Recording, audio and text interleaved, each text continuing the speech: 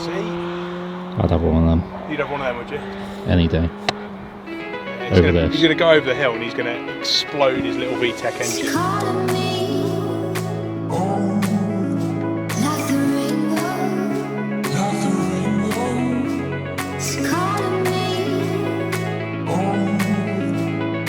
Chris, what are we out here in Snowdonia for today?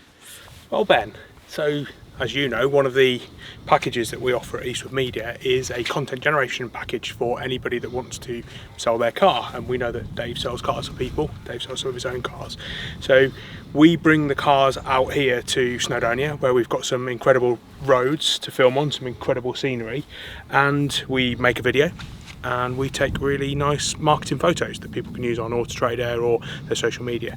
That dovetailed really nicely with Scram Africa almost being ready for the Scram Africa trip. So yeah, so Scram Africa's nearly ready and Dave needs to put some road miles on it. So Dave said to me, why don't you take it out over Wales, make a little video about it that we can send to Malro, and at the same time do some testing. So we're just checking everything out. The guys topped up all the oil levels yesterday, filled it with fuel, made sure everything's okay, and I'll be dropping it back today this evening with some feedback on how it's gone and some miles. But what are we filming it with? So we have got a new camera here at Eastwood Media. This is our DJI Ronin 4D.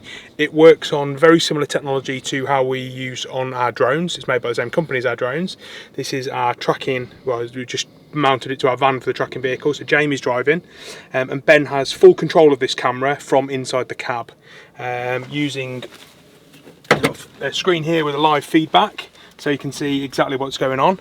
Ben and I are in communication on two-way radios and Bluetooth headsets, and then Ben can do all the camera controls from here, and he can move the camera around, up and down. As you can see, it's on vibration isolation plates, so any minor vibrations and stuff coming off the vehicle don't affect the camera itself. It's also got a Z-axis, some jets playing about today. It's also got a Z-axis, so when we go over bumps, it takes some of that out. So yeah, so this is how we get some of our cool tracking shots, and we probably ought to show you some of what that looks like now.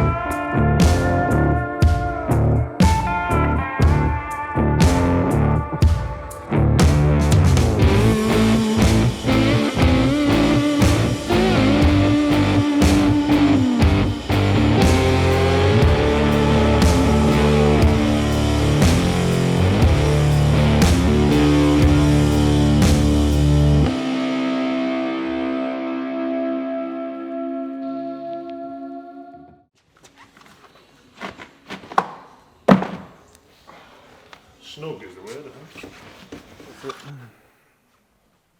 So Dave, we had Scram 90 out last weekend for a bit of road testing for you and to get some footage as well.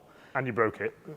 So Chris broke it. Well, Chris did break it. So this is what it's all about. So we lent this car to the camera guys to play about with it and show us, you know, a little demonstration on what we can do and what we can build and what we build it for. And Chris called me on the Monday morning and said, Dave, the oil pressure sensor has exploded and filled the engine bay full of oil, and then it took out the turbo. So we were like, great, last thing I needed on a Monday morning, but this is why we test these cars before we give them back to the customers, or before I drive it all the way to Barcelona and then drive it around Africa. So I'll give you a little lowdown of what we've been up to. So this week we've been busy installing what you see at the back there, Victron inverter, coffee machine. I'm literally going through the necessities that are going to be needed. We've got things like coolant, just in case things spring a leak. He might boil it like he did last year. Hopefully not. Now we're not big electric fans. Toolboxes, you'll notice what you see back there, we've got 240 on demand, we've got USB sockets for the all-important phone chargers, camera chargers, etc. So we're just going through real-time packing, what we're going to need and what we don't need. So last year, Mauro took 3 shovels. Have you ever seen 3 blokes trying to dig a car out of a sand hole? Normally you have 3 blokes stood there like this, and you have 1 bloke digging and 1 bloke probably lying in the sand. So I've dropped him down to 1 shovel. He doesn't need 3. And it's what it's all about. It's working about, you know, triaging what is required for what trip. Because you don't want to overload a car and take a load of goodies that just drag you and slow you down and take your power away from you. So I'm going to leave some place for, so we're going to take like a universal toolkit, some adjustables, oil, necessities, that kind of thing. And of course, this is the best little addition, is, check that out. And it's nice and ice cold. So, and I actually like this because it almost uses the same font as my Mahker brand. So, and the great bit about it, this is totally removable. So in here, you've got a battery pack. And look at that. So you can take this over to campsite, wherever. You can charge that in the hotel, and you can leave your fridge in the car. And the best bit is you can literally roll your fridge over to where you're sitting, bob that back in there, and you can charge your phones up, your cameras up, all off that inbuilt lithium battery. So it's not just a fridge, it can be a freezer, it can be anything. So this year Mauro's going to carry the ice lorries for us and the ice. And this lives just in there. So today we're going to go fabricating some brackets, so that can actually live there like that. This pops down, so you've got somewhere to put your beer on. How cool is that? Almost looks like it's made for the job. But obviously, the most important thing for Mauro, I think, Yep. is the coffee machine. Definitely. Being an Italian, I think he says no cappuccino before 11, or no milk in your coffee. So there you have it. Nice little touch that is. And you'll see now the lads tested it out the other week, because I noticed that the pods are full. So you've been having plenty of coffees on the travels. Well, that's the great thing, is that when we're in the middle of the desert, halfway up the Atlas Mountains, we can have a nice coffee, sit there and take in the views. But today I'm going to take this home now and get some miles on it, and then Rob, Mr. Ratty, is going to take this back home, so good 400 miles on this car, and hopefully no breakages, fingers crossed. So there you have it.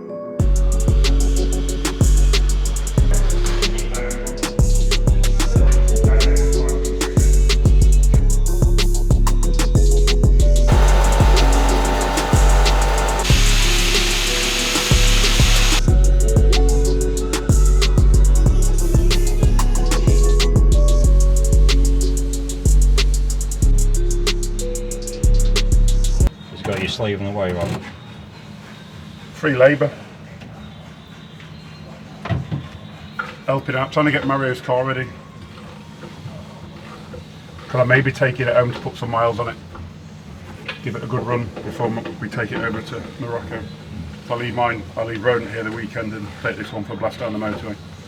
So there and back over the weekend to get a good 500 miles on it. Which should be good proving ground.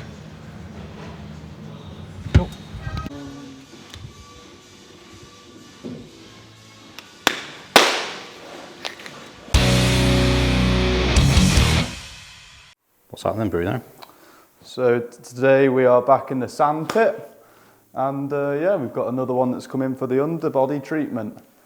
This far we've got the primer on, as you can see, the construction primer from Kent. We've got that on, given it a quick etch down with a bit of, can't remember what grit, but it's a bit of grey scotch we've got from Worth. So giving it a bit of a rub down, so that basically what that does is it lets the tough coat settle a bit better. So it just helps it stick, really. So then obviously it'll be a bit better lifetime, so it doesn't start peeling off or chipping off, really. But that's where we're up to so far. Now this customer, he also wanted the axles doing, as you can see. So we've wrapped everything up the best we can, which isn't really getting blasted, for example, like on the swivels. So we wrap them up, and yeah, this one's having the axles blasting, and I believe this customer, the last one that was in here that we showed you was his 110. So this is his 90. And yeah, we're giving this one the same treatment. So why are you parboiling your tough coat black before using it? Basically, so it just blows on a little bit nicer then, because otherwise if you don't like boil it as such, then it doesn't come out the gun very nice. It's all very clumpy, and if you boil it, it just makes it a bit softer as such. So yeah, when you're spraying it on, so it's not as clumpy, gives a better finish, and to be fair, it makes it last longer. Because like I say, if it's all in big clumps, for example on the diff, if you've just got big clumps of it, as soon as a stone hits it with a bit of speed behind it, then it'll just take the whole clump off. So it's a lot better heating it up.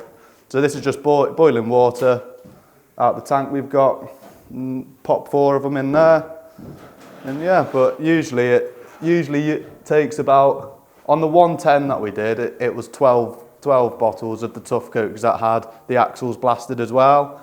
So that had pretty much everything done. But guys, what I do really recommend is if it's in your budget, then I do really recommend having the axles taken off.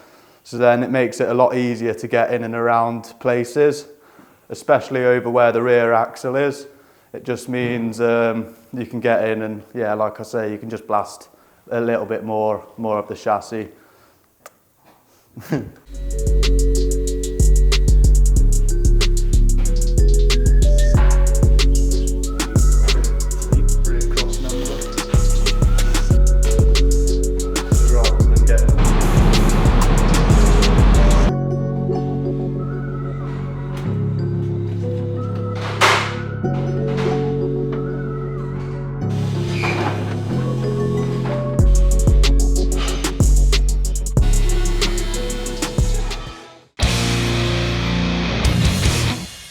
What are you up to here today?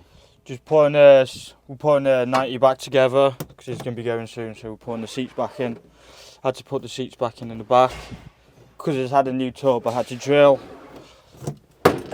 drill new holes through the tub so I could get new bolts in. Done that at the back, and then putting the old seats back into the front, and then we'll be sorting out the box. Nice. So what's been happening with this car? What has it actually been in for? I think this car had the chassis treatment, so it's had the tough coat, and then it's had, I believe it may have new axles, new springs, new shocks, the whole underneath the car new, so the ride is a lot smoother and better.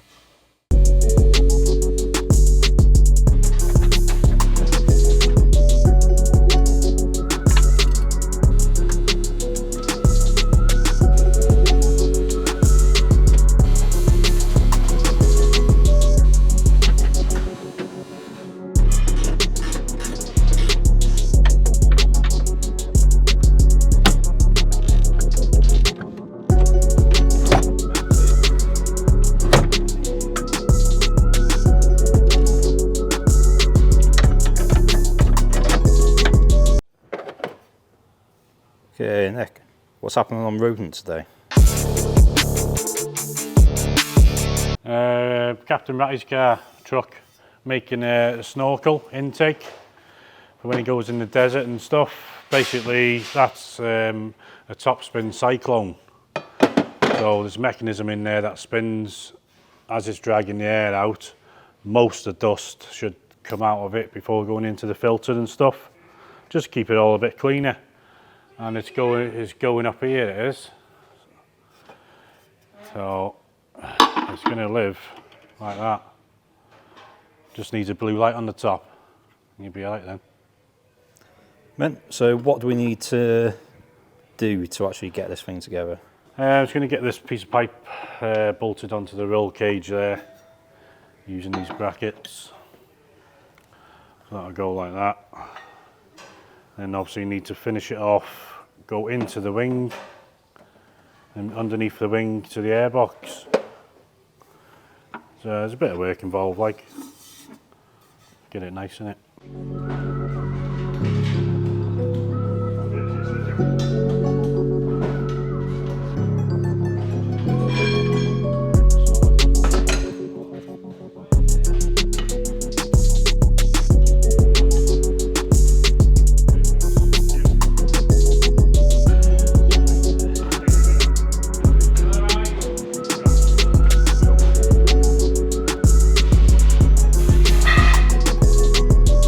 I've noticed some nice new stickers on the side of Rodent.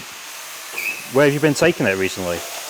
Well, in June we did a London Mud Club, our little camp and scramble. So we hired a private campsite and took the club, and about 30 of us off-roading for the day on an off-road site. And then last week we were down in Devon, so there was 22 of us camped in a farmer's field, and we did a lane tour around Devon. So we were there on a Friday, left on a Monday. So good fun, sat around a campfire, talking far too much nonsense and drinking far too much alcohol, if that can be such a thing. Good preparation for Scram then. Oh no, yeah, talking nonsense and sat around doing nothing. No, it's perfect. Not there, Louis. Hey? Not there. Why not there? I'm joking. Too late now. So obviously getting a few last minute jobs done at the moment. Just What's happening? Just fine tuning. Just accelerator pedal was a little bit is coming over. Because we use old bolt holes from the 200 TDI with the Puma pedal slightly different. We're just having the snorkel fitted, which we've been waiting for a part to turn up. And we've got a big spinning dizzy for the top. Can you pass me that? So and it just wants a once over. So the main thing is the air filter really. Just because the BMW air filter is slightly different from a Land Rover. Cool. And then you're taking Maro's Scram 90 for a spin this weekend. I'm just taking it, Dave wanted me to put some miles on, so I'll leave Rodent here while they build this, and I'll take Mario, get some miles on it. Because it's had quite a few runs a day, but it'd be quite nice to take it on a long run, so I'll run it up and down the motorway down to Hampshire and back next week. So give it a good run.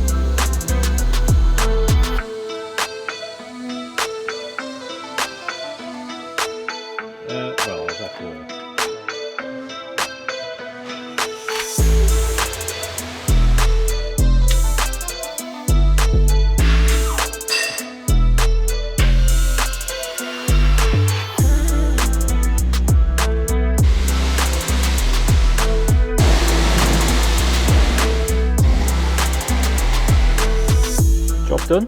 Yeah, 10 hours later, not 2 hours. Job done, minus one bracket we're waiting for. Other than that, that's done. I got to connect it to the engine somehow. Still waiting to figure that out, see what we can get made from the original box to the round pipe. And it's ready to rip.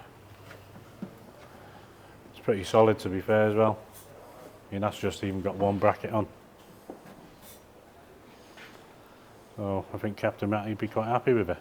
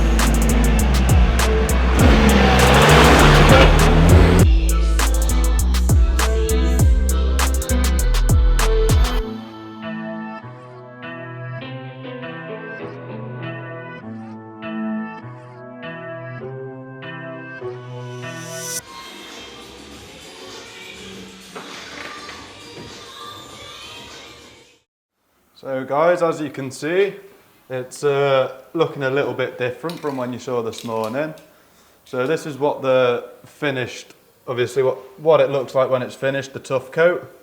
And the next stage regards the chassis now is putting this Kent wax coat. So it comes with this big long nozzle, and what it does is obviously it shoots out in 3 different points. So what we do is in all the little holes of the chassis, because we can't fit the gun in there to tough coat it, so what we do is we just put the end of the nozzle in and give them a good spray. And what this does is effectively just protects the inside of the chassis. So yeah, it just gives it a layer of this wax coat on the inside of the chassis. And then rather than it just being protected on the outside, it's then protected on the inside as well. So that's our final stage regards to the chassis.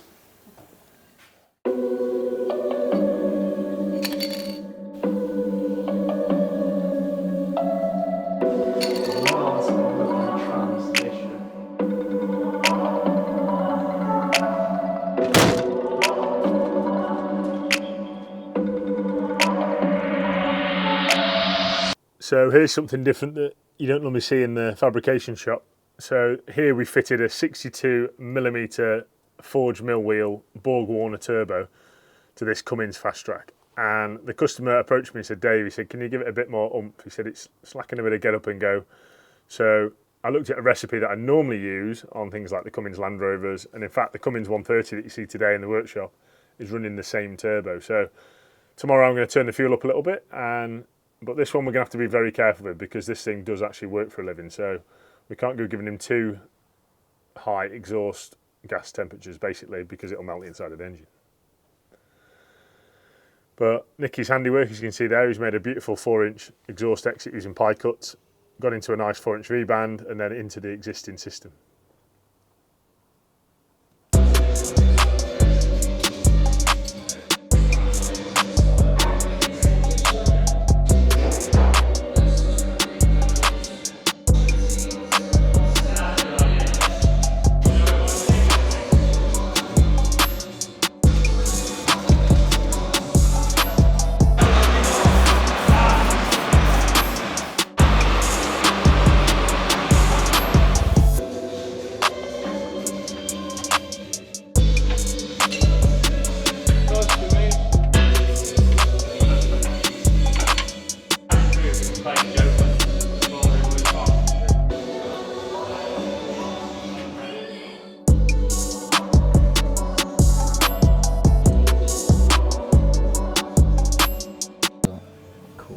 Pass me some nuts. You can have some nuts whenever you want, Louis. Wow! What are you up to here, Louis? I'm fitting the anti-roll bar, rear anti-roll bar. Super Pearl bushes. Is this a brand new one? Yeah, brand new heavy duty anti-roll bar, not the... Who makes it? Cut. I think I saw a name on it somewhere before. I don't know.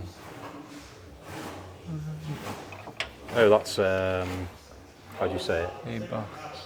Ibach. I don't know. Something like that. I think they make the springs as well, don't they? So what's happened with this car? Has this been with Louis? With Louis, with Bruno. Bruno, sandblast the chassis, top coated. Yeah, and that's it. So just in the process of building back up again? Yeah, but he had also front and rear arms, adrenaline ones, new brake lines. So once the anti-roll bar's on, is there much else to do until it's finished? You just need a good wash and that's it. Well, that's it. So what are these called that you're attaching now? These are the super pearl bushes for the anti-roll, yeah, the flexi bushes for the anti-roll bar.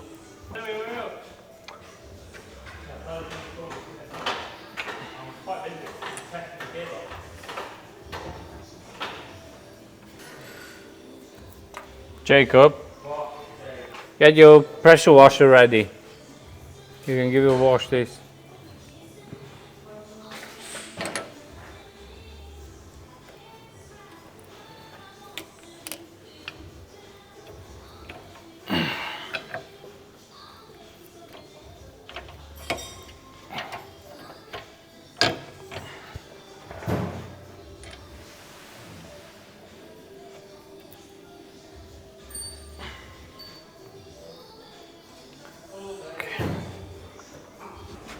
Do you get any sort of adjustment with this anti-roll bar?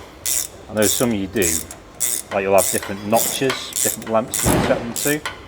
This is just a one size. I'd say that as a no. Wow, it's a... I don't know. I suppose if it's specifically made for a Defender, Yeah. it's just going to be one size there.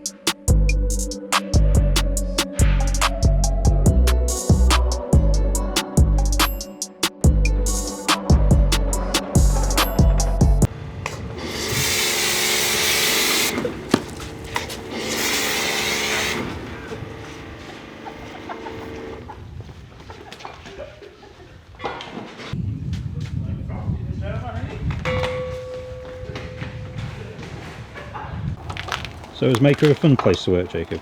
So yeah. You'll have your comeuppance, don't worry. Yeah, I know, yeah.